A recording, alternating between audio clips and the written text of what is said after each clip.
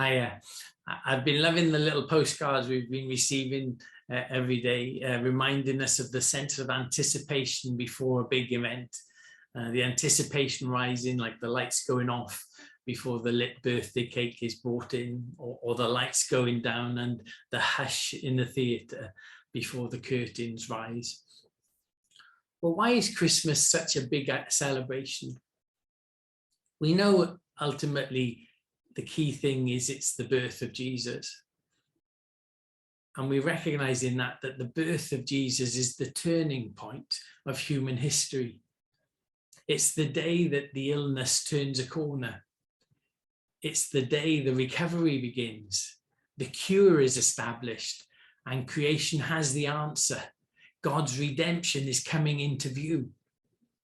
Today we've got Zechariah's words in mind at the end of Luke chapter 1, verses 67 to 79. And we've been hearing the incredible experience of the last few weeks of things unfolding totally out of the blue to people who were faithfully waiting, but in a long line of descendants faithfully waiting for God to send an answer. So imagine the dawning excitement of absorbing what is actually happening, even if it's still not yet fully understood. For Zechariah and Elizabeth, see the immense joy of the child being born to this couple at their point in life. Beyond the physical world turning upside down for them is also the knowledge of so much more being unveiled as well. Zechariah has been silent since the vision he had, right through the pregnancy up to the birth. But his words now start by expounding the excitement of God's rescue being at hand. He saw what he thought this could mean as a future for the nation. Verse 74 to 75, we've been rescued from our enemies so we can serve God without fear, in holiness and righteousness for as long as we live. Then he turns to think of the child that's been born to them, the absolute joy of their life, and recognizes beyond this personal gift of love, the purpose that God intends to fulfill through him, to prepare people's thinking, their heart for the unveiling of God's answer to evil and selfishness. He knew this meant something that would be the answer to sin, would mean saved by the forgiveness that we can receive.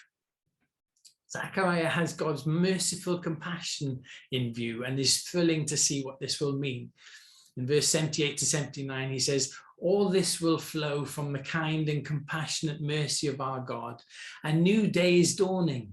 The sunrise from the heavens will break through in our darkness, and those who huddle in night, those who sit in the shadow of death, will be able to rise and walk in the light, guided in the pathway of peace. And I've been wondering why John.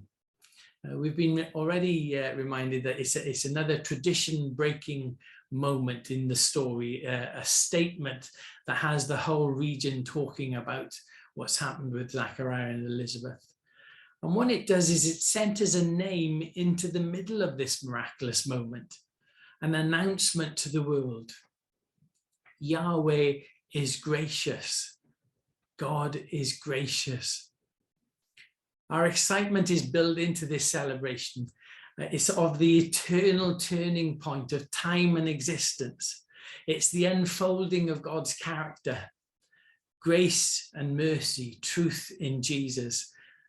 The selfless, eternal being is opening the key to that character being shared in humanity through his Spirit. And we're not just waiting for the future, because that kingdom, however imperfectly, is already here when we choose to follow the leading of God's Spirit in the moments of our day. And that's awesome.